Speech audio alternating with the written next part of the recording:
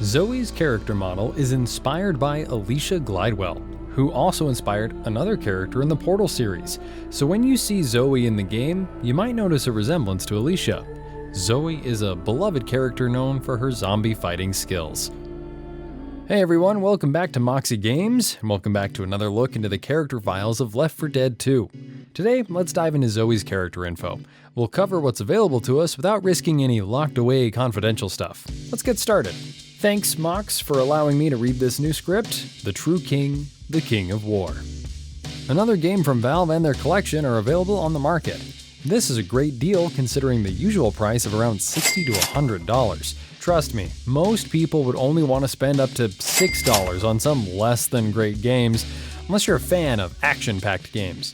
Zoey is not the perfect survivor, and her popularity stems solely from her status as a pop culture white female with TNA.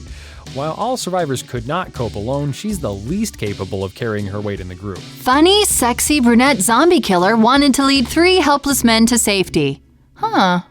Zoey is one of 4 playable characters in Valve's 2008 video game Left 4 Dead. Her initial design was modeled by Alicia Glidewell, who has also collaborated with Valve on Portal as a model for the character Chell.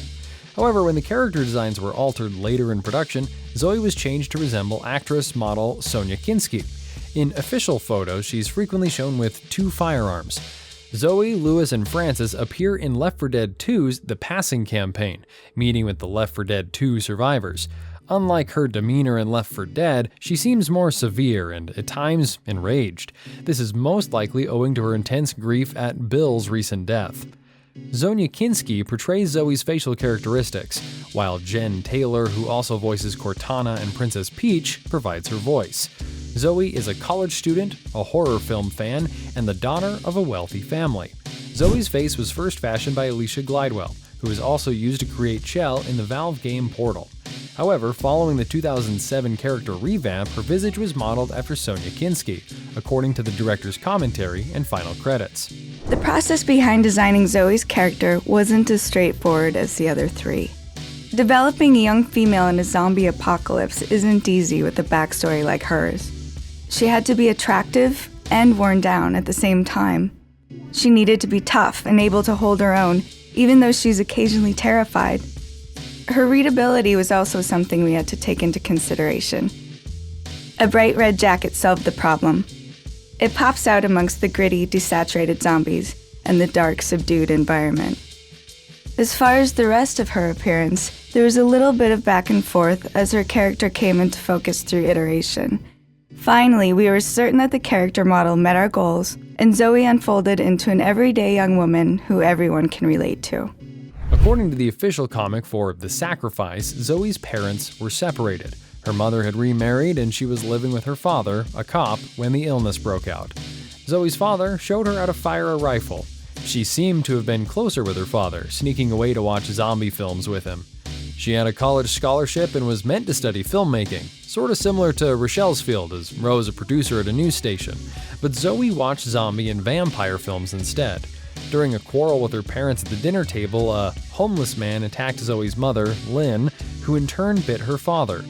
Zoey's father, afraid he'd turn, as in zombie movies they'd watch, requested Zoey to shoot him. Zoey's resilience to infection appears to be inherited from her father. Bill seems to view Zoey as a surrogate daughter. Alright, so let's talk about Zoey's initial look. She had longer hair, wore a pink hoodie with an ammo belt attached to it, khaki green shorts, and some unique stockings. Plus, she rocked some Doc Martens. Whoever created this outfit deserves a raise ASAP because it's unique and extraordinary. But when the game was released, Zoey underwent some changes. She became a whole new character once Gabe got his hands on her. At first glance, you might still see the influence of Alicia Glidewell in her character model, but let me introduce you to actress Sonia Kinski. Some say she's the natural face behind Zoey. Seriously, they look like twins. However, Zoey still shares some similarities with Alicia. They took both faces and mashed them together in a GTA character creation-like screen, making Zoey look a bit more like Sonia Kinski. Zoey's voice actor is someone you might recognize more within the gaming community, and it can be a bummer when you realize that the voice behind your favorite character is the same as many others you've heard before. It's like suddenly seeing the strings behind the puppet show. Anyway, Zoey's voice is brought to life by Jen Taylor, who's voiced quite a few notable characters in gaming. The ones that stand out the most for me are Cortana and Dr. Halsey from the Halo series. Now every time I hear Zoey speak, I can't help but think of those iconic characters from Halo. If you're a fan of those games and didn't know this connection before, consider it a fun fact. Side note, as a child I had one of the Game Boy Colors, small portable gaming device like the modern Nintendo Switch or the late PSP PlayStation Portable. I'd played a game called Super Mario Advance. Never would I have thought that Jen Taylor, who voiced Princess Peach, Toad, Roberto, and most importantly Birdo, would be the same voice actress for a game that basically changed my life in Left 4 Dead 2. I remember Birdo from Super Mario Advance because she was a great villain. I was always nervous to go up against her, terrified and scared. To know now today that it was Zoey from Left 4 Dead 2 with me then will always sit dear to me. Thanks, Jen Taylor, for being a part of my childhood. Continuing on, Zoey's look has changed a bit. Now she sports a red and white hoodie paired with dark blue jeans. When it comes to weapons, Zoey seems to have a soft spot for snipers, at least in the Xbox 360 version, but she's more versatile on PC, switching between all available weapons. And it's not just Zoey, all the survivors do the same, adding a cool gameplay dynamic. Zoey shared a close bond as a kid with her late father, Wade, who was a cop. They enjoyed watching horror movies together, the kind with ghostly aliens and brain-eating zombies. Little did she know these movie marathons would be quite helpful later.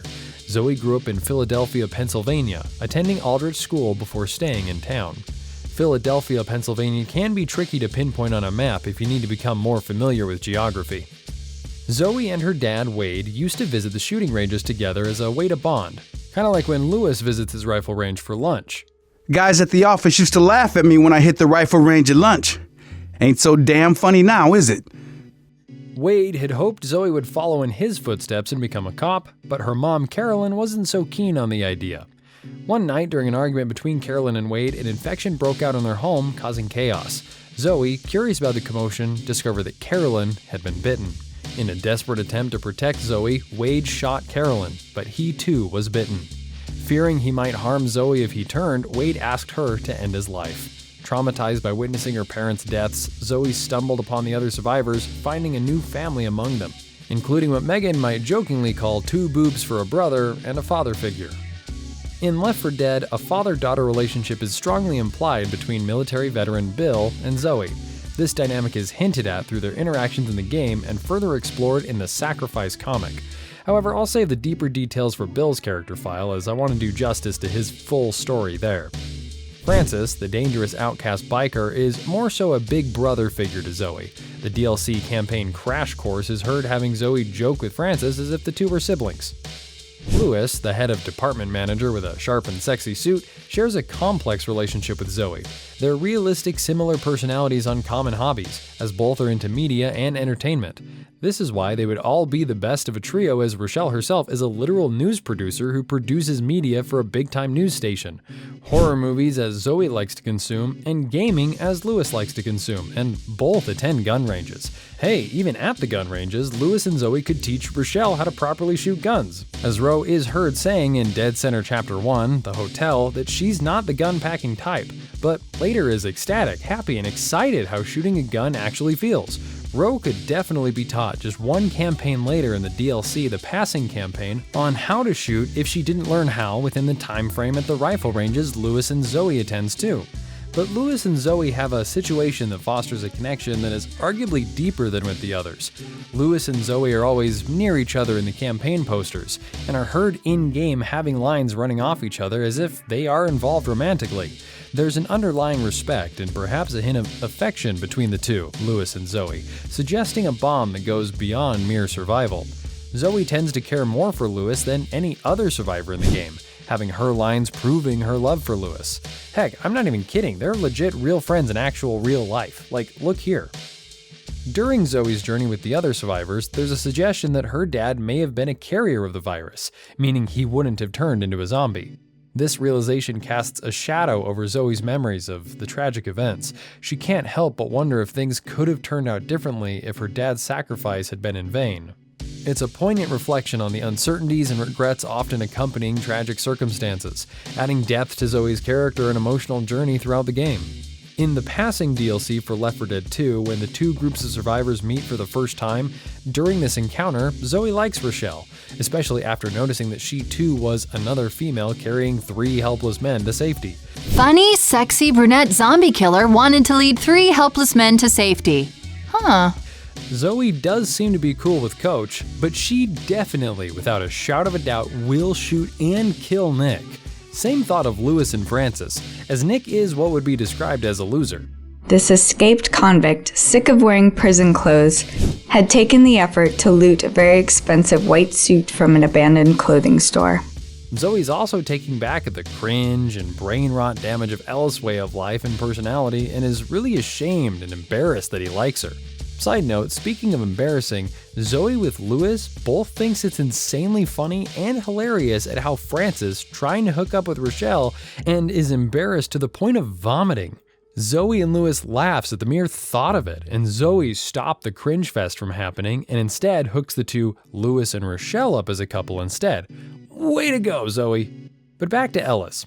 Zoey views Ellis as a younger brother compared to how she views Francis as a big brother. She instead believes that Ellis will eventually get himself killed and how foolish Ellis is, as we can clearly see Ellis being at near-death experience in the Valve's official Left 4 Dead 2 game intro trailer many times. So Zoey, being a concerning individual, is questioning if they should have gone with Rochelle's group, as she doesn't want another death in the survivors, as like her father figure Bill's demise. At the end of the DLC, when Rochelle group heads back for the Dark Carnival campaign, Zoey reflects on whether Rochelle should have joined their team, or if the two teams could have merged. Zoey's popularity among players is notable. She was ranked number 1 by PC players and second only to Ellis among Xbox 360 players. Additionally, Zoey has a unique healing animation where she wraps the bandage around her arm, bites it off, and then wraps it around her leg. Interestingly, there's a third hand visible on the No Mercy poster, but it's kept hidden in-game. This hand is an inside joke, as it's attributed to Zoey being a secret alien, although in reality it's just likely a design quirk or an oversight. I hope you enjoyed plunging into Zoey's character file today. If you did, don't forget to leave a like and hit that subscribe button for more content. That's it for today's character deep dive, Zoey. Thanks for watching, everyone. If you enjoyed this tribute to one of Left 4 Dead 2's most iconic survivors, give us a thumbs up, share your favorite Zoey moment in the comments below, and don't forget to subscribe for more gaming content. Until next time, keep gaming and keep surviving.